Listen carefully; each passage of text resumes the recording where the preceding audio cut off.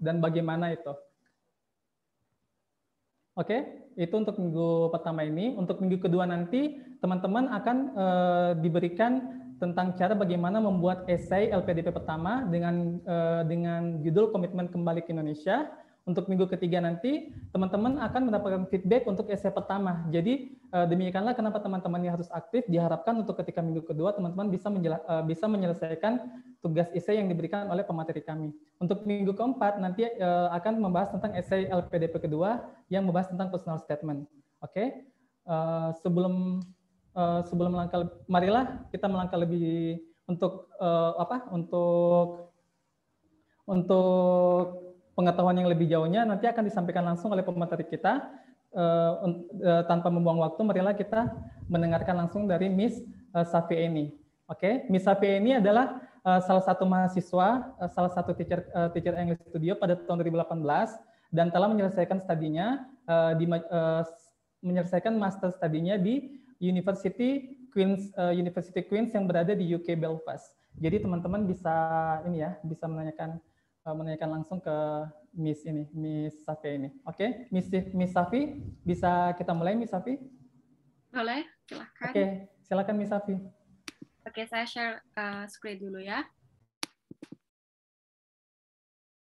Oke, suara saya kedengeran ya, Mister ya? Kedengeran Miss Safi. Ayo, Pak Edi. Oke, sebentar ya. Oke, assalamualaikum warahmatullahi wabarakatuh.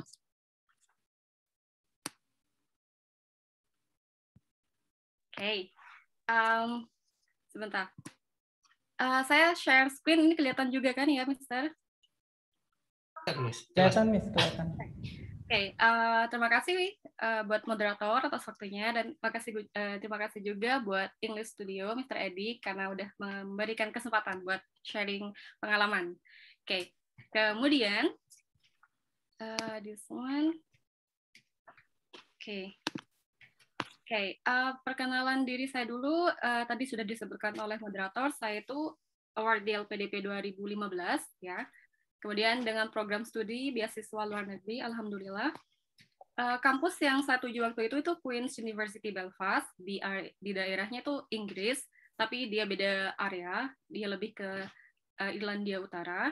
Kemudian program studi yang saya ambil waktu itu MSc, Master of Social Science. Saya ambil TESOL waktu itu dan 1 tahun di sana. Dan setelahnya saya pernah menjadi tutor di English Studio for IELTS. Kemudian di kesempatan kali ini kan kita bakal membahas tentang LPDP karena LPDP beasiswa yang sedang dibuka gitu ya untuk bulan ini. Dan kita punya kesempatan sekitar 1 bulan ke depan. Kemudian beasiswa ini, di program ini kita ngebahas administrasi yang berhubungan dengan beasiswa LPDP, gitu ya. Kalau secara umum, beasiswa LPDP itu sepertinya udah sesuatu yang prestigious gitu ya, udah common. Teman-teman rata-rata tahu apa yang didapat gitu ya. Dan mungkin lebih bingung ketika berhubungan dengan hal-hal yang detail gitu. Oke, this one ini lebih ke hal-hal yang didapat oleh awardee gitu ya. Bisa dibilang LPDP itu salah satu beasiswa dalam negeri yang dia paling dermawan gitu ya. Intinya kita bisa dibilang itu membawa diri gitu ya. Membawa diri kemudian fokus tujuan kayak gitu. Tapi intinya hal-hal yang berhubungan sama biaya itu bakalan tercover semua. Meskipun mungkin prosedurnya masih kita dulu yang bayar kemudian nanti bisa reimburse. Tapi intinya beasiswa ini cukup generous gitu ya. Kemudian, beasiswa LPDP yang teman-teman tahu dari dulu sampai tahun ini, itu lebih ke hal-hal yang beasiswa S2 atau S3 LPDP, dalam dan luar negeri, gitu ya. Tapi kemudian, di tahun ini tuh LPDP kerjasamanya, gitu ya, dia gak cuman sendirian, gitu ya. Bisa dibilang, LPDP berkolaborasi dengan kementerian lainnya, gitu ya. Jadi teman-teman tuh gak cuman yang dulu ngeliat LPDP S2, S3 gitu ya. Ada banyak kesempatan yang bisa kalian cek dulu. Siapa tahu kita itu fits di beberapa skema gitu ya. Misal nih, LPDP kan kerjasamanya dengan Kemendikbud, Kemenak, Ristekdikti, bla bla bla. Nah, kalau misalnya teman-teman kebetulan guru SMK, guru vokasi, dan data gurunya ada di kalau data guru itu di Kemendikbud ya, ada Podik, ada teman-teman itu bisa langsung ke beasiswa ini gitu ya, untuk S1 misal atau untuk S2. Jadi kayak masing-masing tuh punya jendelanya gitu ya, nggak melulu harus ke jendela yang kita tahu selama ini gitu guys. Jadi kayak misalnya di sini automatically kita bisa bilang kalau persaingannya itu cukup banyak gitu ya. Tapi kalau misalnya kita, kayak saya misalnya, oh saya ini kan mengajar di kampus nih, kayaknya di sini bisa deh lewat sini kayak gitu ya. Atau misalnya teman-teman guru nih SMA atau SMK, terus datanya udah lama ngajar, kemudian mau lanjut S2, lihat kan ada GTK, kemudian ada mahasiswa berprestasi apa-apa macam-macam gitu ya. Kalau misalnya di sini cukup berbelit-belit, di sini tuh lebih simple gitu guys. Ya. Oke. Kemudian setelah tahu beberapa skema di let's say di LPDP, saya share ininya ya. Saya share lebih ke this one. Saya share this one, website-nya gitu ya. Kalau misalnya teman-teman lihat website LPDP, kalau ke sini itu akan mengarahkan teman-teman ke yang macam-macam beasiswa lain tadi yang saya sebutkan gitu ya. Ini lebih mudah. Dia lebih ke administratif yang IELTS, kemudian proposal kayak gitu. Dia gak ribet gitu, gak seribet yang di sini. Cuman memang kita harus orang yang benar-benar datanya ada gitu ya. Masuk di poin-poin yang dia inginkan di sini kayak gitu guys. Jadi dia lebih enak sih gitu. Kayak info lebih lanjut kalian bisa klik yang mana-mana. Kemudian klik untuk daftar itu biasa langsung ke portal yang di situ ada datanya kalian gitu. Jadi nggak sembarang orang bisa masuk. Gitu. Nah untuk yang ini yang biasanya teman-teman kejar gitu ya lewat sini gitu ya, pintu yang secara umum gitu ya. Kemudian let's say this one, misalnya tadi yang di sini itu lebih ke beasiswa yang macam-macam, kemudian ini beasiswa yang kita tahu ada banyak gitu ya. Nah, sebenarnya teman-teman itu kadang nggak suka baca informasi gitu ya guys, ya lebih suka mendengar gitu. Padahal kalau misalnya teman-teman mau pasang strategi gitu ya, kita tuh kan bisa ngelihat, oh saya ini bisa masuk di misal afirmasi, saya masuk ke daerah afirmasi misal karena daerahnya mungkin dari Indonesia Timur, kemudian saya juga bisa masuk beasiswa prasejahtera bidik misi. Jadi kayak kalau ke umum ke sini dia ada banyak reguler dan itu biasanya rata-rata kalau kita nggak masuk ke bagian afirmasi sama targeted yang di sini pasti larinya ke umum, dan umum tuh pasti banyak banget saingannya biasanya gitu ya. Nah kalau kayak gini kan kayak kita mempersempit mempersempit saingan gitu kan guys. Nah jadi kayak baca aja di sini kemudian dilihat misal kayak afirmasi, kemudian daerah afirmasi misal, oh daerah afirmasi gini, daerah afirmasi itu ditentukan oleh LPDP titik gitu ya.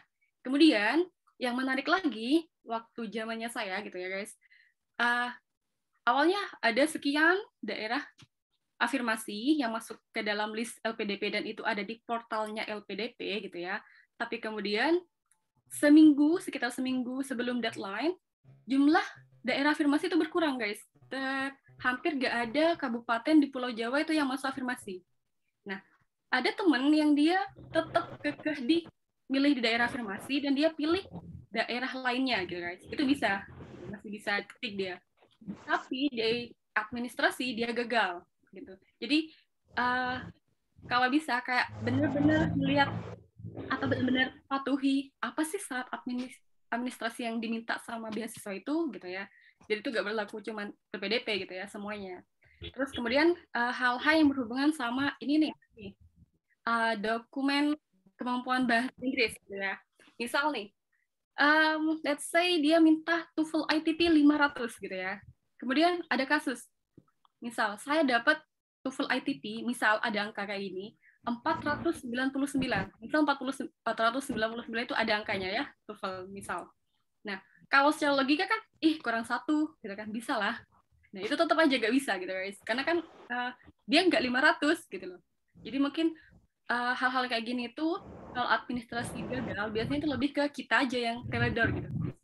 Jadi benar-benar pastikan dia mintanya apa kita kasih gitu ya.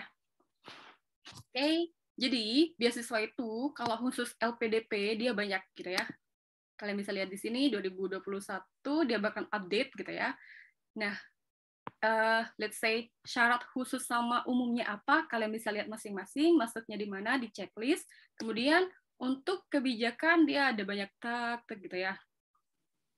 Oke, kemudian setelah tahu nih beasiswa yang mana sih, bisa jadi saya atau misal kalian PNS gitu ya, tapi kalian juga mau daftar lewat reguler, bisa jadi gitu. Kita nggak benar-benar tahu di mana yang lebih banyak kesempatannya, cuman kita kayak bisa ngelihat PNS ini kan nggak banyak gitu ya, tapi kalau reguler, orang-orang kalau udah nggak masuk ke sini kan larinya ke reguler gitu ya, kayak the last chance-nya pasti ke reguler gitu. Kemudian yang menarik tahun ini tuh ada kewirausahaan gitu ya. Ini khusus untuk magister gitu ya, master, tapi dia harus sudah punya semacam program, ada di sini syarat-syaratnya gitu. Nah, hal-hal kayak gini tuh yang perlu kita checklist kurangnya kita di apa gitu ya, bagian apa. Kemudian yang kita udah penuhi yang mana, kemudian kita bikin semacam deadline ya. Oh, harus IELTS nih dalam minggu ini gitu ya. Kemudian kalau misalnya IELTS sekian, berarti larinya ke sini gitu guys. Oke, kemudian karena topiknya lebih ke LOE gitu ya, jadi kita bakalan ngincer kampus. Nah, kampus itu sekalipun kita let's say dapat LOE, tapi kalau kampusnya nggak masuk ke listnya, mereka tetap nggak bisa. Gitu. Jadi kita nggak bisa yang masa sih nggak bisa. Kalau awal-awal mungkin dia bisa case by case, tapi sekarang memang strict. Kalau nggak sesuai dia nggak bisa. Gitu guys. Kalaupun misal saya tertarik dengan University of Greenwich gitu ya, karena programnya bagus sesuai sama isi saya, proposal saya semua, tapi dia nggak masuk di list LPDP gitu, jadi nggak bisa gitu ya. Oke, stop share here. Kemudian saya share lagi yang tadi. Oke, this one.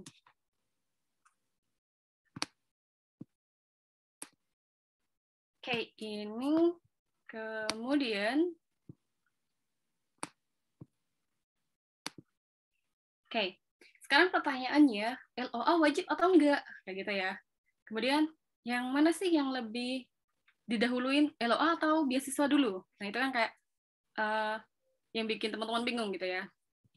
Oke, this one. Kalau kita ngelihat LPDP sendiri gitu ya, LPDP itu tidak mewajibkan LOA, tapi kalau kita punya LOA unconditional, itu point plus gitu ya.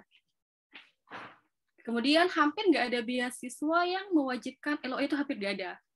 Apalagi beasiswa yang dari luar negeri, yang dari negara tertentu ya. Rata-rata kalau dari negara tertentu, umumnya LOE itu bakalan diurus karena kan udah negaranya ya. Kemudian mereka kayak lebih mudah, let's say mengurus, let's say ikatan kerja dengan kampus yang ada di negara tersebut gitu. Tapi kalau LPDP nggak bisa ngurus LOE dari LPDP-nya gitu, harus kita, karena LPDP kan dari negara kita gitu, dia nggak bisa ngurus satu-satu di tiap negara guys. Nah, di LPDP yang wajib itu ketika kalian dapat LOE untuk perguruan tinggi utama dunia, nah itu baru wajib LOE. Dan ini saya rasa sih, saya jamin lah kayaknya kalian bakalan pasti let's say 90% gitu ya bakalan lulus, karena ini kan udah kayak special gitu ya, udah perguruan tinggi utama dunia, kemudian dapat LOE unconditional, jadi itu udah let's say credible banget gitu ya. Nah, kemudian beasiswa selain PTUD ini skemanya ya, yang afirmasi, yang targeted, yang reguler, itu rata-rata ini syaratnya di dalam ini. Jadi dia bakalan jadi dia bakalan bilang yang telah mempunyai LOE unconditional gitu ya, dia cuma boleh milih satu aja gitu ya. Atau kalaupun misalnya nggak ada LOE, kalian boleh milih 3. Nah, ini di portal ya. Kalau kita bikin akun yang di portalnya LPDP buat beasiswa itu, di apply-nya, di aplikasinya gitu ya. Ketika kita klik yang ini, dia bakalan minta di ending itu upload LOE. Kalau yang ini, kita bakalan disajikan pilihan 1, 2, 3 gitu ya. Prioritas yang 1, 2, 3 gitu guys. Jadi nggak wajib punya, tapi ketika punya gitu ya. Oke, this one, ini portal yang sempat saya screenshot gitu ya. Saya coba dengan skema yang biasanya bakalan diambil oleh teman-teman secara umum gitu ya, magister luar negeri, kemudian umum, dia bakalan belum memiliki, kemudian yang di sini dia unconditional gitu ya. Jadi kalau subpointnya unconditional gimana dong? Dia bakalan tergolong belum memiliki karena dia gak ada option yang ketiga gitu ya. Oke. Kemudian gini, ini bukan syarat LPDP, tapi ini lebih ke perspektif awardee gitu ya. Kita bisa ngelihat dan bisa dibilang rata-rata bisa jadi agree dengan motion ini gitu ya. Kenapa kita perlu punya LOA terlebih dahulu gitu ya? Sebenarnya LOA itu tergantung sama kondisi dan persyaratan beasiswa. Kalau dia bilang wajib, berarti kita wajib dong gitu ya, gak bisa nego. Tapi kalau misalnya dia optional, itu tergantung kita. Kita punya waktu nggak nih buat dapetin LOA? Berkasnya lengkap nggak sih buat daftar gitu ya? Tapi kalau misalnya belum, berarti ya is okay gitu. Berarti kita harus perkuat di essay, di hal-hal lain gitu ya. Kemudian sebenarnya dapetin LOA itu mudah. Ini mudah banget ya. Ada caranya gitu ya. Kemudian LOA itu membantu meyakinkan pemberi beasiswa karena kelihatan beda ya antara orang yang udah punya tujuan, dia tahu mau apa dan bagaimana, dengan orang yang cuman dia ngembang aja, yang daftar aja, yang kayak uji keberuntungan gitu ya. Itu berbeda gitu. Kemudian membantu menuangkan kontribusi ke dalam essay. Nah, ini ketika kalian punya LOA kan otomatis kalian bakalan pilih satu program studi yang terdiri dari sekian mata kuliah yang perlu dipelajari gitu ya, ataupun topiknya yang misalnya udah jelas. Nah, nuangkan kontribusi dihubungkan dengan hal-hal yang ada di program itu lebih enak di essay nanti gitu, karena dia agak ngembang, dia agak yang mau masuk mana ya, Sydney atau Melbourne atau yang mana, dia masih gak tahu, jadi ininya bakalan dia pun bingung nulisnya gitu ya. Kemudian lebih percaya diri saat wawancara karena bakalan fokus gitu ya, lebih ke hal-hal yang ditanyakan tuh LOA yang didapat, lebih ke udah jelas gitu yang dibahas gitu. Oke, this one ini udah dibahas tadi. Tetap perhatikan listnya gitu ya. Kita gak bisa, jadi gini, beasiswa itu kadang kita gak bisa idealis gitu guys ya. Ada nih kampus bagus, terus ternyata nggak ada dong, karena saya cuma bisanya lewat afirmasi misal luar negeri, dan ternyata dia gak ada di afirmasi, dia cuma adanya di targeted. Biasanya targeted ini lebih banyak pilihannya dibanding yang reguler ya. Afirmasi juga lebih banyak gitu. Misalnya salah satu penerima yang di sini reguler, kemudian dia gak masuk di sini di listnya beasiswa ini, dan dia hanya ada di lainnya, berarti dia gak bakalan muncul di portal kita gitu ya.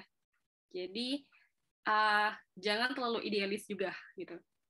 Be flexible. Okay, this one. Buat dapatin LOA itu, gitu. Pertama tentuin negara tujuan, mau dalam negeri atau luar. Ada kan teman-teman tuh kadang terkendala sama izin, apa hal-hal yang personal gitu ya. Nah, hal-hal yang kayak gitu tuh harus diselesaikan sendiri dulu, biar nanti gak riwah. Ada beberapa kasus yang dia udah dapat semuanya, tapi orang tua gak izin, itu ada temen. Kemudian ada juga teman yang dia terkendala antara IELTS sudah expired, tapi dia gak cepat-cepat berangkat gitu. Intinya ada aja gitu ya, yang bikin terkendala sekalipun sudah dapat beasiswa gitu. Oke, let's say kalian udah menentukan nih mau ambil luar negeri, tak negara mana. Ada teman yang dia a big fan of football gitu ya. Kemudian dia pengen ngelihat sendiri gitu ya, stadium yang ada di Manchester itu bagaimana gitu ya. Kemudian memang dia menargetkan kota itu gitu guys. Dan kebetulan memang prodi let's say yang berhubungan sama bidangnya itu ada gitu. Itu bagus. Itu jadi motivasi tersendiri gitu ya buat pejuang beasiswa. Kemudian dilihat juga kampus tujuannya. Nanti kampus tujuannya itu beragam ya. Ada alasan tersendiri, nanti bakal dijelaskan di slide selanjutnya. Let's say misalnya program tujuannya, pastikan kalian tahu ini mau master by research atau master by coursework gitu ya. Karena kan masing-masing bakalan beda ke depannya gitu. umumnya orang-orang yang dari science itu cenderung ke research, tapi nggak menutup kemungkinan dia bakalan coursework. Dan ini lebih ke orang-orang yang di science gitu ya, umumnya. Kemudian setelah di slide this one, baru kalian bisa dapetin LOA. Ini sebenarnya hal-hal yang umum yang kalian tahu gitu ya. LOA itu ada yang conditional dan unconditional. Jadi saya saja waktu daftar LOA ke University of Birmingham waktu itu, saya masih, itu 2015, di situ belum ada IELTS ya, nggak ada orang, maksudnya IELTS itu belum terkenal sekarang gitu ya. IELTS itu bukan sesuatu yang, wah ada banyak tes IELTS, no. Itu kayak sesuatu yang, pokoknya susah lah, apalagi misalnya saya dari pulau di Jawa Timur yang ke timur gitu ya. Kalau misalnya kalian tinggal di Jakarta, kota besar, itu IELTS mungkin common gitu ya. Tapi kalau di daerah yang kabupaten, IELTS itu apa gitu ya. TOEFL aja syukur gitu ya. Nah, di waktu itu aja, saya semester akhir, saya apply sendiri ke University of Birmingham, saya dapat conditional gitu ya, masih bersyarat, karena di situ saya nggak melampirkan atau nggak mengupload ijazah, karena ijazahnya itu harus ditranslate ya. Kemudian tergantung ini permintaan dari prodi. Kemudian saya belum punya paspor waktu itu dan saya belum punya IELTS gitu. Jadi submit bisa dapat LOA yang conditional gitu. Jadi kayak it's easy gitu ya, mudah. Kemudian ketika kalian bisa melengkapi semua berkas yang dirasa kurang tadi, baru bakalan dapat unconditional gitu ya. Jadi ini yang diminta LPDP. Oke, this one. Cara mendapatkan LOA itu dulu saya taunya cuman daftar sendiri. Kita lewatnya applicant portal gitu ya. Nanti ini ada arahannya sendiri di masing-masing prodi. Kemudian setelah saya dapat LPDP baru saya tahu ternyata beberapa teman, banyak sih. Banyak teman yang dia menggunakan pihak ketiga gitu guys. Kalau kalian tahu lembaga-lembaga yang menawarkan ada lembaga yang misalnya dia bikin seminar beasiswa, kemudian dia juga penyelenggara IELTS atau tes bla bla bla, biasanya dia menyediakan jasa untuk ini gitu ya. Nah, sebenarnya dari situ tuh terserah kalian sih, gak ada sesuatu yang harus ini ilegal, no, itu cuman cara dan itu gak ada hubungannya sama beasiswa gitu ya. Kemudian yang penting gitu ya, kita siapkan berkas dulu. Kalau berkasnya udah siap, lihat time-nya. Kalau kita misalnya terburu-buru, wah 1 bulan nih gak cukup, mana essay belum selesai gitu ya, IELTS gak ini, berarti IELTS ini harus minggu kedua, terus baru 2 minggu selanjutnya essay, misal. Berarti mungkin kalian bakalan butuh jasa pihak ketiga. Gitu. Kemudian explore. Nah, kalau misalnya kalian cenderung buat apply sendiri, sebenarnya kalian lebih bisa punya kesempatan buat mengeksplor website university yang kalian tuju. Di situ sebenarnya menarik guys, ada hal-hal yang mata kuliah atau misalnya program, entry requirement, ada coursework apa, tugas atau semacam let's say kurikulumnya. Nah, itu kalau misalnya kita explore sendiri ke website university, kita dapat informasi tentang itu gitu. Dan di situ kita bisa decide, oh, enggak kampus yang ini. Karena ini enggak ada ini. Dan kampus yang ini, dia poin plusnya di sini. Saya lebih milih ini. Tapi kalau misalnya kita pakai Agent, itu kadang Agent punya list kampus yang dia cover. Jadi nggak semua kampus dia cover gitu ya. Jadi bisa jadi kita nyesuaiin dengan kampus yang dia punya kerjasama, dan kita mungkin pasrah ya udah yang penting dapat LOA, bisa jadi kayak gitu. Tapi kita nggak benar-benar tahu programnya detailnya seperti apa gitu ya.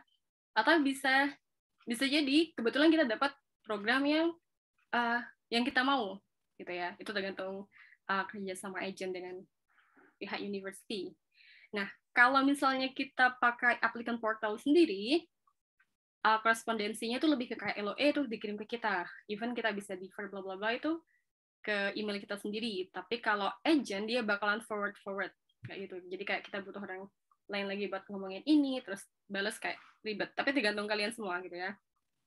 Baru setelah hal ini semua selesai, kalian bakalan terima LOA gitu ya. Oke. Jadi gini, sebelum kita dapat LOA, decide dulu program studi yang mana, gitu ya. Ada 1 tahun, ada 1,5 tahun, ada 2 tahun. Even buat program studi yang sama namanya, misalnya saya ambil Master of Education gitu ya, ada yang 1 tahun, itu di UK biasanya, 1,5 tahun ada. Ini di Australia biasanya, yang 2 tahun ini umumnya di Eropa dan Australia juga banyak. Nah, decide apakah kalian memang butuh yang 2 tahun atau memang cukup 1 tahun gitu ya. Jadi kalau bisa jangan asal pilih program studi, yang penting oh ya udah ini aja gitu. Kalian yang lebih tahu apa yang ingin kalian kerjakan gitu kan. Jadi decide tak dan ini biasanya dipengaruhi oleh negara tertentu ya. Kalau teknik di UK itu 1,5, yang lain tuh umumnya 1 tahun. Saya belum ketemu yang 2 tahun di UK. Kalau negara lain dia commonnya 2 tahun, 1,5 tahun itu beberapa ada. Kemudian decide atau pastikan program yang kalian cek di website university itu dia full time atau part time. Jangan-jangan kalian klik yang part time gitu. Kemudian pasti beasiswa itu nggak mengcover yang part time gitu ya, dia pasti full time. Jadi kalian make sure yang mana yang kalian klik. Kemudian ada juga program yang dia butuh, kalau saya di bidang pendidikan ada yang dia butuh 2 years gitu ya, 2 tahun teaching experience, dia minta yang udah berpengalaman. Tapi karena misal saya nih baru lulus fresh graduate, saya butuh yang dia nggak butuh experience apapun, jadi kan saya bisa masuk di situ karena programnya bagus. Jadi make sure ini juga. Kemudian ada juga program studi guys yang dia harus dissertation, mungkin bahasanya di Indonesia itu tesis gitu ya, tapi bahasa kalau di UK itu dissertation for master. Buat master kita bilangnya dissertation. Dan ada juga program yang dia tanpa dissertation, bisa jadi dia cuma berupa long project gitu ya, atau bisa juga examination. Jadi make sure kalian kalau misalnya pengen lanjut S3, kemudian ternyata master degree yang kalian ambil itu examination, jadi kan kalian nggak punya poin dissertation.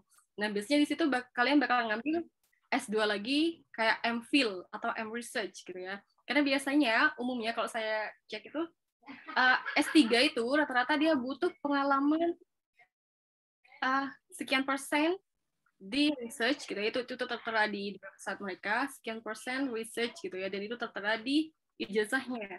Nah, dia butuh bukti kalau kita udah punya pengalaman atau pernah masuk di research gitu. Kemudian yang dibahas tadi dia coursework atau research gitu ya, karena kalau ada yang coursework, kalau kayak saya itu coursework ya, tapi at the end kita punya research, tapi researchnya nggak yang full kayak yang ini. Kalau yang this one master by research gitu ya, kalau master by research dia automatically dari awal sampai akhir dia bakalan research gitu ya. Kemudian ada yang fee, ada yang free gitu ya. Beberapa university yang masuk kelas mungkin top 5, top 10 gitu ya, itu pasti ada fee-nya. Commonly gitu ya, nggak pasti sih. Commonly mereka punya fees, mungkin sekitar 1,5 juta, 2 juta. Jadi kayak ada effort juga yang harus kita berikan di situ. Tapi kalau misalnya kampus itu masuk ke ranking yang dia mungkin 50 ke bawah, dia biasanya free gitu ya. Jadi LO itu mudah ketika misalnya kita free. Jadi kan kayak yang susah itu kalau misalnya kita bayar dan beasiswa belum dapat, nah itu yang bikin bingung gitu ya. Kemudian dilihat juga tes and non-tes. Kalau tes ini lebih ke kita dapetin LO dalam negeri. Nanti kita bahas di slide selanjutnya. Dia automatically kita tes ya di sini. Kita tahu hal ini. Tapi kalau untuk yang di luar hampir ada tesnya. Tapi yang cukup menguji kita itu di IELTS-nya gitu ya. IELTS-nya kita yang sering nggak meet the requirements of this program gitu. Okay. This one saya coba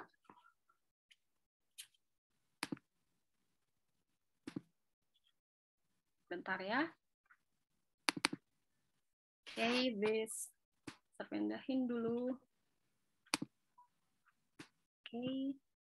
Kita coba Queen's University. Jadi kayak saya itu lebih suka mengeksplor apa yang ada di website kampus gitu ya, karena kayak hal-hal yang mereka paparkan di sini itu menarik buat nanti kalau misalnya sampai di sana ke sini nih. Nah, itu kan kayak tujuan pribadi gitu ya. Tapi itu menarik gitu. Oke. Misal kalian, let's say apapun jurusan kalian, pasti kalian ke website university yang dituju. Kemudian kita bisa cek di sini study lah atau istilahnya apapun. Kalau kalian misalnya master, automatically ke postgraduate gitu kan ya. Kemudian, this one. Programs bisa jadi kalian exploring sini atau misalnya ke sini, atau kalau research dia langsung ke research-nya, dia langsung cari researcher-nya, atau dia cari topiknya, project-nya. Nah, misalnya kalau saya yang Thought Masters, karena umumnya teman-teman itu Thought Masters, kita langsung ke sini. Kemudian ini bakalan ada A to Z, the program that they have gitu ya. Misalnya kita tahu nih, saya ambil education, cocok nggak sih di sini? Nah, hati-hati ngelihat apa sih ini title ya. Bisa jadi ini program S1, kemudian kita klik nanti LO-nya beda lagi gitu ya. Kalau yang MSc, MED dia automatically biasanya bakalan master. Oke. Saya coba ambil this one. Ini yang saya ambil gitu ya. Kemudian pastikan, dia full time, dia punya juga part time. Ada yang dia cuma punya part time guys, jadi hati-hati, gitu ya. This one. Nah, ini yang suka saya explore. Jadi yang bisa kalian lihat itu overview, dia programnya kayak gini nih. Menarik ya. Kemudian kontennya. Wah, saya gak suka nih belajar misalnya. Misalnya language awareness for kids. Saya nggak suka belajar ini. Bisa jadi kalian cari pindah ke kampus lain karena memang kalian nggak mau belajar ini, atau misalnya menghindari gitu ya. Ada yang ini nggak menarik, dia nggak sesuai atau apapun gitu ya. Nah, hal-hal ini yang nanti kita bisa tuang di essay dan kalian perlu tahu detail kayak gini gitu ya. Kemudian entry requirements, di sini biasanya ada dia graduate, dia mintanya apa, IELTS-nya berapa. Kemudian ada yang misalnya teaching experience, ada juga yang dia nggak require apapun gitu ya, maksudnya nggak require experience. Ini kemudian umumnya kalau dia bukan apply now, register, dia biasanya pasti berputar-putar di sekitar sini gitu ya. Just click that one, kemudian this one. Ini saya masuk sini, klik. Ini kebetulan ID student saya waktu itu. Kenapa internet saya unstable? Hampir semua portal atau applicant portal yang university punya itu, dia bakalan mencakup details, let's say personal details, kemudian education and other experience, ada qualification, kemudian harus upload yang bla bla bla kayak gitu. Misal nih, saya ambil contoh yang let's say University of Birmingham, saya pengen masuk ke this one.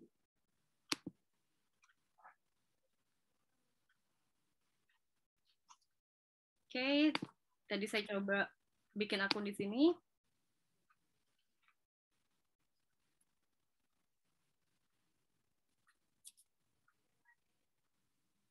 This one. Lah, tahu apa sih yang perlu saya lengkapi berkasnya, kalian bisa cek di portal masing-masing gitu guys. Tapi umumnya mereka sama, pasti dia butuh CV gitu, kita butuh, atau misalnya agen itu, pihak ketiga tadi itu minta kita buat naruh reference-nya gitu ya, recommendation-nya, kemudian ada juga ijazah bla bla bla, itu biasanya syarat secara umum gitu ya. Tapi kalau misalnya kita bikin portal sendiri, maksudnya masuknya lewat portal, kita tuh kayak lebih bisa mengakses atau misalnya kayak lebih mengeksplor tentang professional experience-nya, karena biasanya kita nggak naruh ini kalau ke agent tuh kayak lebih hal-hal yang berbentuk berkas saja gitu guys. This one Ini misal kemudian kita let's say additional personal information, kemudian contact details, bla bla bla. Hampir semuanya itu sama kayak gini. Kalau misalnya agent, dia bisa jadi agent.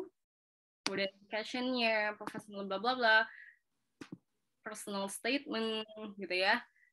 Let's say misalnya ada beberapa yang kalian nggak upload, kemudian di submit ya, dia bakalan let's say dia bakal ngeluarin LOA gitu ya, tergantung dari ini yang kalian isi gitu.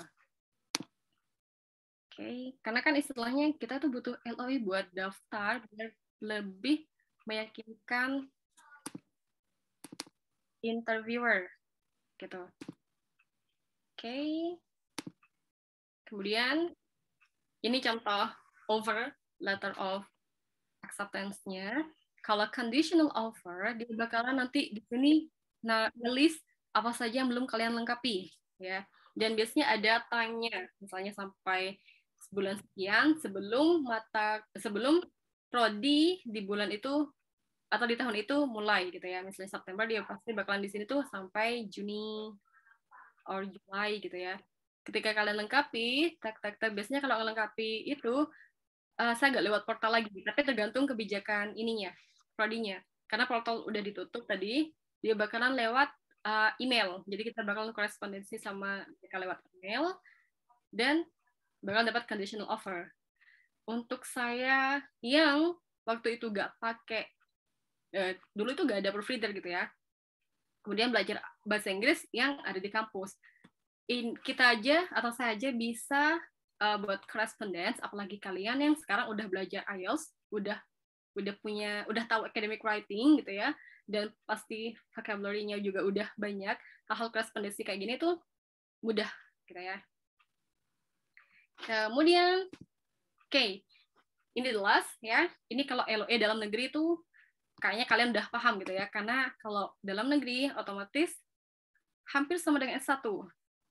Kita harus ke website university-nya, kemudian lihat time-nya kapan. Jadi pastikan pengumuman kelulusannya itu sebelum seleksi LPDP gitu ya. Karena kalau di sini kan kita nggak bisa daftar. Kalau yang di luar negeri kita bisa daftar saat ini, misalnya setelah program ini selesai gitu ya, cari selesai, kalian bisa daftar ke portalnya. Tapi kalau yang dalam negeri kan kita nggak bisa kayak gitu, karena ini kan terkait biaya gitu ya. Dia pasti biaya dulu daftar, baru kalian dapat let's say registration number or apapun istilahnya, baru kalian bakalan dites dulu. Umumnya kalau yang saya lihat di master itu dalam negeri bakal ada TPA, kemudian bahasa Inggris, dan bisa jadi ada wawancara, tapi biasanya wawancara itu optional, mungkin dia tergantung prodi tertentu. Baru bakalan terakhir ngeluarin LOA, atau mungkin mereka bilangnya surat pernyataan, surat keputusan gitu ya. Jadi kayak kalau di sini kita nunggu tanggal, kalau yang di luar negeri, kampus luar negeri, kita bisa kapan aja gitu ya. Even misalnya sekarang udah September dan mereka udah start yang season buat September, kita tetap bisa daftar karena bakal masuk ke the next season gitu ya. Oke, misalnya ini contoh yang di dalam negeri, ini gampang banget ya. Tapi pastinya biaya. Saya belum pernah ketemu yang nggak ada biaya. Tapi mungkin kalian tahu certain prodi yang dia nggak melibatkan biaya. Dan dia terikat dengan harus tanggal sekian, tanggal sekian, tanggal sekian. Dan nggak ada istilahnya conditional. Kalau gagal ya udah gagal karena dia di tes gitu ya, ada tesnya. Oke, this one ini contohnya kalau kayak yang Erlangga. Kemudian ini contoh LOA dalam negeri gitu ya. Ini di ITB. Jadi mungkin istilahnya bakalan beda-beda. Oke, itu terakhir dari saya. Jadi buat teman-teman tetap keep motivated ya, meskipun jalan ke beasiswa ini nggak semua orang mudah gitu ya, tapi setiap awardee punya jalan ceritanya masing-masing dan itu seru. Oke, sekian itu aja dari saya, moderator. Terima kasih banyak. Oke, terima kasih Miss Safi atas pengetahuan yang sangat berharga ini.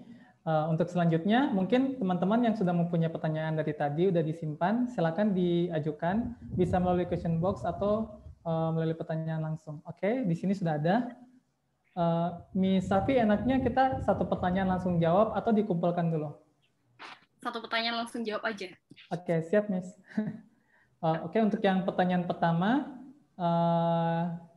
dari peserta menanyakan, Miss, saya mau tanya, ada kabar bahwasannya tuh kita tidak boleh mengajukan pendaftaran jamak atau yang lebih dari satu untuk kampus di luar negeri, khususnya UK. Apakah itu benar atau tidak? Pertanyaan ini dari Mr. Azhar. Maksudnya apakah pendaftaran jamak, Miss? Pendaftaran jamak. Kalau misalnya untuk LOE gitu ya, pendaftaran jamak saya nembak Cambridge gitu ya, misalnya angkanya IPK saya itu perfect 4,00 gitu ya, terus semuanya bagus, saya nembak Cambridge, Oxford, bla bla bla, nggak apa-apa, nggak masalah. Nah, dengar nggak sharing Wardi yang dia bilang, saya dapat LOE dari 3 kampus, Harvard, Stanford, ya kan? Iya. Itu beda masalah. Yang masalah itu ketika kita dapat beasiswa pasti satu, karena kita nggak boleh double gitu kan, nggak boleh double program, nggak boleh double funding gitu ya. Jadi yang satu itu lebih ke beasiswanya. Tapi kalau LOE kalian mau dapatin 5 pun, dan ternyata misal nih 5, kalian sedia Aussie 2, UK buat LPDP atau Stephanie gitu ya. Kemudian ini satu misalnya Fulbright Amerika gitu kan. Nanti kan tinggal, oh ini time-nya AS nih, LPDP gak dapat, taruh aja yang ini gitu ya. Tapi kalau AS biasanya dia LOE-nya lebih di ini sih, diurus gitu ya. Tapi intinya kayak yang ini nggak masalah gitu ya. Ada Fulbright misalnya dia require LOE atau optional. Kalau kita punya kan taruh aja. Yang penting time-nya di LOE itu kita nggak lewat ya. Ternyata kita udah expired di April, kemudian kita pakai sekarang. Nah, itu yang khawatirnya nanti kita dikira manipulasi gitu ya. Padahal kita cuma nggak ngehaja gitu kan. Itu nggak masalah. Nanti tinggal defer aja. Iya. Even kalau kalian 6 dan even kalau 6-6-nya kalian defer semua karena semuanya start September kalian defer semua selama kampus is okay, itu nggak masalah. Justru itu lebih baik ya, Miss ya. Soalnya nanti kalau misalnya kita gagal di satu masih ada yang lain, iya nggak sih, Miss? Iya, nggak masalah sih itu. Terus, Miss, kalau misalnya tadi, misalnya nih LOE-nya udah expired, kalau misalnya kita mengajukan ulang lagi tuh boleh apa enggak sih, Miss? Kayak gitu? Ya, sangat boleh itu. Karena kan gini, kita daftar aja hampir nggak pernah gagal, ya kan? Nggak ada kita itu ditolak, nggak ada ceritanya gitu. Karena kita itu, let's say, terlalu berharga buat university di luar gitu ya. Karena kan kalau mereka punya banyak mahasiswa internasional kan rankingnya juga bagus gitu kan. Nah, kita itu sebenarnya yang dibutuhkan sama mereka, sama kayak kita punya mahasiswa internasional kan kayak grade gitu ya. Nah, kemudian kalau misalnya defer aja, yang penting misalnya alasannya jelas. Let's say bilang scholarship-nya dimulai Oktober, seleksinya misal, sedangkan saya butuh sekian bulan buat ikut ini, saya butuh yang Februari intake, gak apa-apa, dapat. Saya pernah kayak gitu. Oh, siap. It's easy lah. Oke, untuk pertanyaan selanjutnya. Untuk pertanyaan selanjutnya ada pertanyaan dari Miss, saya mau tanya, saya sudah diterima di UNER. Cara dapat LOE-nya gimana ya, Miss? Karena pengumuman diterimanya hanya di web aja gitu. Jadi masih bingung untuk mendapatkan LOE-nya tuh kayak gimana? Di dalam negeri. Dalam negeri ya? Dalam negeri ya, Mr. Syawal? UNER ya? Dalam negeri di UNER. Kalau itu sih biasanya tergantung peraturan prodi sendiri gitu ya, kampus sendiri. Tapi commonly mereka bakalan clear kok. Kalau misalnya lulus, dia bakalan ngasih surat yang kayak tadi itu, entah dia bentuknya surat pengumuman, surat keputusan yang dia jelas. Karena sekarang itu kan university kampus di dalam negeri kan ngeh ya. Kalau misalnya, oh ini lagi musim beasiswa nih, otomatis banyak orang yang dia butuh LOE gitu ya. Dan pasti mereka kalau misalnya cuma kebijakannya di PDF yang dia cuma tabel, dia pasti bakal ngeluarin SK-nya gitu. Minta aja pasti dapat kok. Hal kayak gitu tuh administratif tuh bisa diutarakan, disampaikan aja, dikomunikasikan gitu ya. Iya, Miss.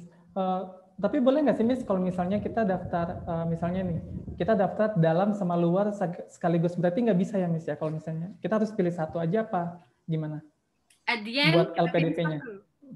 At the end kita pilih satu ya? Ya, karena nanti kan hubungannya sama essay yang kalian buat. Kan harus jelas, guys. Masa kalian ambil dalam luar negeri? Atau gini aja, kalau mau dalam sama luar negeri, ambil yang programnya joint degree tadi itu. Dia kan dalam luar negeri gitu ya. Asalkan memang prodinya ada program itu gitu, guys. Ada teman yang memang ambil program gitu ya, joint degree gitu ya. Tapi intinya kayak kalian bakalan fokus sama satu prodi karena itu berhubungan sama essay kalian, kontribusinya, terus hubungannya sama misalnya kerjaan sekarang atau let's say skill kalian di waktu itu, nanti ke depannya gimana. Nah, itu kan pasti ngomongin satu hal gitu kan. Atau misalnya fokus di satu hal tapi university itu ada yang banyak gitu ya. Misal Master of Education di Melbourne, Sydney, Monash, UK, itu ambil yang Birmingham, Queen's University. Nah, intinya kayak satu poin yang bakalan dibahas di essay itu ada, misalnya saya TESOL gitu ya. Nah, itu lebih enak gitu ya. Jadi kan kayak kita nggak perlu bikin essay sekian, karena memang fokusnya di teaching English yang misalnya fokus di, misal nih, nggak teaching English, misalnya pendidikan fokus di autism. Cari yang autism gitu ya. Jadi kan enak gitu. Kita tinggal melihat negara ini nggak cocok, kayak gitu. Sortir aja gitu. Oh iya Miss, tadi kata Miss kan nanti kita tinggal ganti poin ininya aja kan. Tapi gimana kalau misalnya surat rekomendasi yang kita minta dari misalnya kayak dari dosen atau siapapun itu Miss buat diajukan. Itu bagusnya emang harus khusus ke univnya atau bisa kita umumkan atau kayak gimana Miss ininya buat apa? Buat surat rekomendasi yang kita masukkan di kelengkapan dokumen. Oke. Kalau saya tahu di luar negeri itu hampir nggak ada format. Gitu ya, hampir nggak ada format buat referee tadi gitu kan ya. Jadi kayak bisa mending kalian minta yang general gitu ya, yang penting atasnya tuh ada COP University ya kan, kalau misalnya dari kampus gitu kan, dan isi dalamnya tuh lebih ke hal-hal general yang berhubungan sama akademik gitu ya, skillnya kalian, leadership atau mungkin manajemen waktu atau misalnya kemampuan ngajar kalau misalnya di bidang ngajar gitu ya, hal atau research. Nah itu kan common, jadi kan bisa dipakai ke semua gitu. Yang susah kalau misalnya ada university yang dia minta nomornya referee sama emailnya, nanti mereka yang hubungi. Nah, itu kita nggak bisa ngapa-ngapain. Jadi kita harus inform beliau-beliau dulu gitu ya, kalau bakalan ada email dari kampus ini gitu kan. Tapi kalau untuk presentasi keterimanya itu berarti nggak ada, maksudnya kayak lebih bagus ini, tapi itu bakal seimbang kan Miss buat presentasi apa diterimanya dokumen tersebut gitu. Surat rekomendasinya. Maksudnya mau pakai yang format mana gitu yang ya? Format yang umum atau format yang khusus ke unitnya gitu? Atau lebih baik yang mana, nggak ada yang lebih baik gitu? Enggak sih, karena kita nggak bisa bilang khusus, karena kita nggak menunjukkan untuk university ini, enggak. Tapi lebih ke kayak yang bertanda tangan di bawah ini itu siapa gitu kan, terus menyatakan bahwa Syawal dia itu pengalaman A gitu kan, ada list kayak gitu. Jadi nggak yang untuk ini, enggak gitu. Mungkin itu hanya di cover letter, kalau misalnya harus berupa surat, harus berupa email, itu di cover letter aja gitu. Tapi isinya format itu secara umum bisa dipakai kemana aja gitu. Karena memang bukan tipe surat Indonesia yang terhormat kepada not this one gitu ya. Iya. Oke, Miss. Pertanyaan selanjutnya, Miss, ini, apakah kita bisa mempospon studi kita yang di UK kalau misal kita udah mendapatkan LOE, namun sayangnya belum diterima oleh LPDP? Bisa. Jadi kan kayak ini, korespondensinya kalian bakalan bilang kalau saya masih terkendala di sponsorship gitu kan, kayak yang tadi itu. Kemudian sampaikan kalau misalnya ini nggak apa-apa, nggak masalah kok. Even mungkin mereka bakalan ngasih link, ini loh funding yang ada di kampus kami gitu guys. Tapi mungkin funding kampus mereka tuh nggak mengcover kayak LPDP gitu kan, pasti dia hanya adalah mungkin sekian persen yang mereka sediakan gitu kan. Biasanya mereka cukup generous dan membantu gitu. Mereka itu fast respond dan membantu juga gitu kan. Kendalanya di mana mereka bantu gitu. Dan nggak masalah misalnya. Tapi kan intinya kayak kalian dari LPDP punya waktu 1,5 tahun dan itu kayak wajar buat kita nge-defer sampai selama itu gitu kan ya. Tapi kalau 2 tahun lebih mungkin bakalan ngulang lagi aplikasi gitu. Mungkin jatuhnya di situ. Karena kan nanti IELTS kalian udah expired. Jadi kan udah nggak berlaku tuh. Ya kan? IELTS itu udah oh ini udah April, berarti LOE yang saya kasih kemarin tuh udah gak berlaku. Nah itu paling jatuhnya di situ gitu. Oh iya, justru mereka malah membantu ya Miss ya jatuhnya. Oke, untuk pertanyaan selanjutnya dari Miss Roslinda Sari menanyakan bahwasanya untuk personal statement itu untuk memperoleh LOE apakah ada formatnya? Kalau misalnya nggak ada, yang harus dicantumkan itu apa aja Miss? Oke. Biasanya kalau kita masuk ke portal masing-masing itu dia ada kok ngasih ya dalam kurung dia ada guys. Misalnya saya nggak buka sih, tapi kalau misalnya kita cek, dia pasti ada. Intinya kayak personal statement-nya nggak baku gitu ya, tapi biasanya mereka bakal ngasih info apa aja yang harus tercantum di situ, gitu kan. Kayak misalnya PDP kemarin ngasih komitmen untuk kembali ke Indonesia ya, dia bakal ngasih kisi-kisinya. Jadi personal statement itu kalau secara umum kita bisa ngelihat di Google, ya, bisa googling gitu ya, pasti dia ngebahas poin ini, tapi nggak ada aturan baku gitu guys. Dan gak usah masalah sih sama personal statement, intinya kayak ya kita jujur, logis, bla bla bla. Yang penting nggak terlalu banyak kesalahan dengan grammar gitu ya. Even kalau sekarang malah kalian bisa pakai Grammarly gitu ya, bisa pakai ya yang grammar error checker gitu ya. Saya aja dulu gitu ya, nggak ada proofreader, nggak ada Grammarly, itu aja bisa gitu kan. Apalagi kalian udah kayak yang canggih, itu mudah lah gitu ya. Kemudian buat personal statement tuh pasti ada banyak referensi dan mereka provide kisi-kisinya kayak gitu di portal itu. Siap, Miss. Terus ada lagi, Miss, nih pertanyaan dari Miss Ana, menanyakan bahwasanya Kak, rata-rata studi di Inggris kan 1 tahun. Sulit nggak sih untuk melakukan penyetaraan dengan S2 di Indonesia kalau misalnya mau mendaftar CPNS atau dosen atau yang lainnya, Miss? Itu yang pertanyaan pertama. Untuk pertanyaan kedua itu, beberapa kampus yang dicari Miss Ana ini tuh gelarnya MA. Berpengaruh besarkah pada untuk gelar MA, MSc-nya apa enggak, Miss? Kayak gitu. Oke, 1 tahun. Rata-rata kampus yang master degree-nya cuma 1 tahun itu di UK gitu ya, rata-rata. Kak saya dulu alasannya tuh ambil UK karena 1 tahun menurut saya hemat umur gitu ya.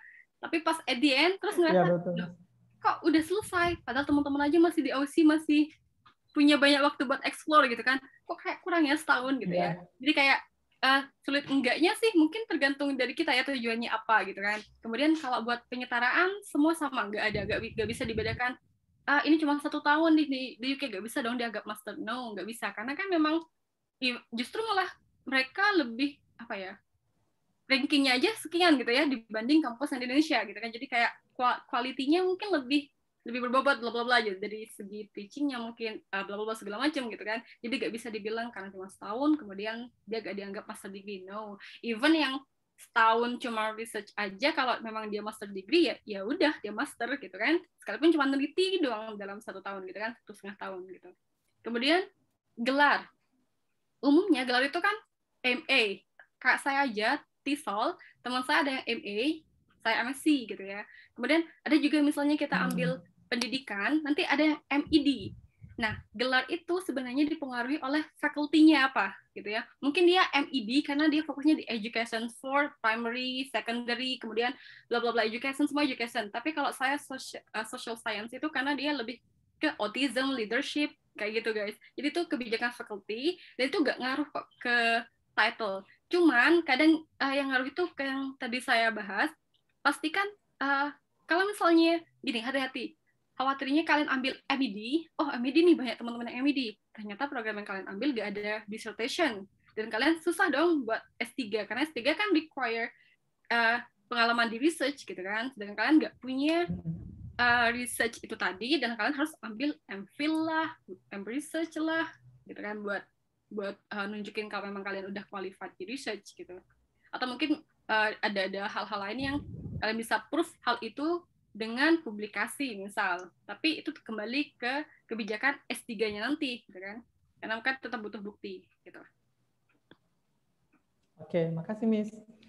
Terus untuk kemudian pertanyaan dari Miss Taskia, Miss ingin bertanya strategi menulis tentang personal statement. Kira-kira apa aja yang harus dilakukan dan apa aja yang harus dihindari? Kayak gitu Miss, itu pertanyaan dari Miss Taskia. Oke, personal statement itu program kita di The Last minggu keempat ya, ada urutannya gitu ya, itu nanti gitu ya. Ini lebih ke yang LOE aja dulu, kampus, prodi gitu ya, biar kalian ngeh apa yang diambil, karena nanti kalau kalian tahu sekarang apa yang mau diambil kan, nulis ke belakangnya enak gitu kan. Gitu. Ya. Jadi untuk for your information guys, nanti untuk minggu keempat, untuk minggu-minggu selanjutnya kita akan menjalani tetap masih ada workshop yang masih relate dengan topik sebelumnya. Untuk minggu depan itu kita akan pelajari tentang esai LPDP pertama yang komitmen kembali ke Indonesia. Terus minggu depannya lagi kita bakal dapat mendapatkan feedback dari Miss Safi. Kemudian minggu keempat kita akan belajar bagaimana cara menulis personal statement yang merupakan esai kedua ya Miss ya buat di LPDP ya. Kayak gitu. Jadi teman-teman jangan khawatir ketika untuk menulis esai apa aja yang dibutuhkan pada saat melamar beasiswa LPDP ini, karena nanti kita akan bahas di minggu selanjutnya. Jadi teman-teman tetap hadir ya, harus tetap aktif untuk mengikuti kelas-kelas workshop selanjutnya. Kayak gitu. Masih ada lagi pertanyaan? Oke. Udah nggak ada? Oke, kayaknya udah nggak ada, Miss. Kira-kira Miss ada ini nggak, ada sesuatu yang kira-kira masih kira-kira masih ingin disampaikan dan lupa disampaikan sebelumnya, dan kira-kira teman-teman perlu tahu ini sebelum kita menutup acara kita hari ini. Oke, mungkin lebih ke kayak karena kalian sekarang masih tahap pejuang IELTS gitu ya. Iya, Miss. Kalian ada time, kalian dimotivated gitu ya. Udah gini-gini aja skornya gitu ya. Terus udahlah, gak usah beasiswa. Nah, mungkin kalian perlu tahu tujuan awalnya apa gitu ya. Kemudian lihat lagi di website kampusnya. Oh, ini menarik loh buat dipelajari. Nanti kan kedepannya saya bisa jadi ini gitu kan. Karena kan kadang kita tuh dimotivated karena lupa ya tujuannya apa gitu kan. Kemudian udah memang di tahap yang udah jenuh gitu ya. Terus pengen nyerah, pengen nyari zona lain gitu ya. Jadi kayak berarti let's say bisa jadi kalian main-main ke portalnya university, lihat nih program yang menarik apa gitu ya. Mungkin kalau kalian udah bosen di IELTS dikit aja gitu ya, kalian ambil cari motivasi diri. Oh, belajar ke ini nih enak nih, nanti saya bisa ke stadium misalnya yang di Manchester nih, nanti saya bisa pamer ke bla bla bla biar mantan menyesal misal gitu ya. Lalu misalnya saya bisa nonton let's say All England directly nih. Nah, hal kayak gitu kan biasanya motivasi sendiri gitu kan ya. Berarti memang harus dapetin nih university di London kayak gitu. Jadi mulai sekarang itu decide prodi apa biar nanti enak ke depannya gitu guys. Karena kadang kita itu dimotivated karena bingung juga ini mau yang diambil apa, terlalu banyak informasi terus gak tahu arahnya. Jadi ya udah lost gitu ya. Itu saja. It's okay ya Miss ya, sometimes kalau misalnya kita unmotivated, tapi ingat lagi tujuan kita, balik lagi ingat, terus cari sesuatu yang kira-kira membangkitkan semangat kita lagi untuk berjuang kembali, kayak gitu ya Miss ya. Karena normal kan ya? Iya benar sih Miss. Apalagi udah sebulan 2 bulan belajar IELTS, ya kan? Kalau nggak mual-mual itu luar biasa udah. Siap. Mungkin itu aja. Sebelum saya tutup, saya akan membacakan beberapa poin yang saya tulis ke teman-teman yang bisa dijadikan ini. Jadi sekarang pendaftaran LPDP itu sedang berlangsung. Jadi teman-teman masih ada waktu untuk mendaftarkan dokumen-dokumen teman-teman ke LPDP sampai tanggal 8 September. Untuk penutupan pendaftarannya. Kemudian yang kedua, LOA itu nggak wajib untuk mendapat LPDP, namun ketika kita mempunyai LOE, especially unconditional LOE, itu membuat ada poin plus terhadap diri teman-teman itu sendiri. Kemudian untuk mendapatkan LOE, teman-teman bisa melalui dari applicant portal atau dari website university atau bisa melalui dari agen yang teman-teman tahu.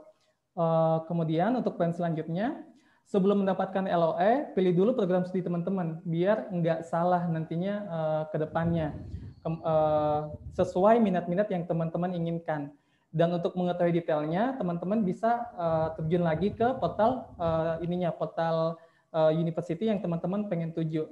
Terus untuk mengetahui dokumen apa aja yang dibutuhkan, any requirement that teman-teman harus kumpulkan untuk sebelum deadline pendaftaran beasiswa. Jadi teman-teman kan harus dapat LOE-nya nih. Untuk mencari tahu apa aja dokumennya bisa langsung ke website Univnya itu langsung. Untuk selanjutnya setelah teman-teman mengumpulkan dokumen-dokumen dan mengirimkannya ke sana, nanti teman-teman bakal dapat conditional offer sama unconditional offer, yang mana conditional offer ini untuk memberitahu teman-teman apa aja yang masih dokumen-dokumen apa aja yang teman-teman masih kurang dan bisa dikirim lagi ke Univnya untuk mendapatkan unconditional offer. Untuk poin terakhir yang saya tulis di sini, teman-teman yang mendaftar beasiswa LPDP dalam negeri juga bisa, tapi dia ininya agak lumayan berbeda dengan pendaftaran ke luar negeri, karena dia tes dulu baru mendapatkan LOE. Mungkin kayak dari itu aja poin-poin yang saya catat di sini. Untuk poin-poin selanjutnya akan kami share ke teman-teman ketika acara ini selesai, kayak gitu ya. Oke, sebelum saya tutup, saya ingin mengingatkan kembali kepada teman-teman kalau misalnya acara kita ini masih berlangsung selama 3 minggu ke depan. Ini saya akan share dulu. This one. Oke. Ini ya teman-teman. Di minggu kedua kita akan ada SELPDP mengenai tentang komitmen kembali ke Indonesia. Jadi bagaimana apa aja yang harus kita tulis dan apa aja yang harus kita hindari dalam penulisan esai komitmen kembali ke Indonesia. Kemudian pada minggu ini teman-teman akan dikasihkan PR untuk teman-teman kerjakan di rumah, dan minggu ketiga teman-teman akan mendapatkan feedback dari tulisan yang teman-teman buat sebelumnya. Kemudian di minggu keempat, di minggu terakhir kita akan belajar menulis tentang esai LPDP yang mengenai personal statement. Jadi kayak tadi pertanyaan Miss Taskia, nanti kita akan pelajari lebih dalam, lebih detail lagi di minggu-minggu terakhir. Jadi diharapkan keaktifan teman-teman untuk mengikuti kegiatan ini secara berurutan, karena kegiatan ini outputnya akan mengencourage teman-teman pengen supaya tidak bingung lagi apa yang harus disiapkan, apa yang harus dihindari, dan apa yang harus kita kejar untuk mendapatkan beasiswa LPDP tahun ini kayak gitu. Sehingganya walaupun teman-teman belum mendaftar pada tahun ini, teman-teman sudah punya insight untuk mendaftar di tahun selanjutnya atau gelombang selanjutnya. Mungkin itu saja yang bisa saya sampaikan. Terima kasih teman-teman untuk kehadirannya pada hari ini. Apabila ada salah kata mohon dimaafkan. Terima kasih Miss Safi yang sudah meluangkan waktunya untuk memberikan kami sebuah insight yang sangat berharga ini. Soalnya kami jarang untuk mendapatkan info-info apa aja yang harus kita siapkan, bagaimana cara mendapatkannya, apa yang harus kita lakukan, dan sometimes kita juga unmotivated apa yang harus kita lakukan kayak gitu. Thank you Miss. Oke, sama-sama. Terima kasih juga. Siap, Miss Edi, kita tutup aja apa gimana? Oke, siap. Oke, thank you guys. Kita akhiri acara kita hari ini dengan membaca Alhamdulillah. Alhamdulillahirrahmanirrahim. Wassalamualaikum warahmatullahi wabarakatuh. Waalaikumsalam. Terima kasih Miss Safi. Terima kasih. Terima kasih Miss. Terima kasih Mr. Jawa. Terima kasih Mr. Edi.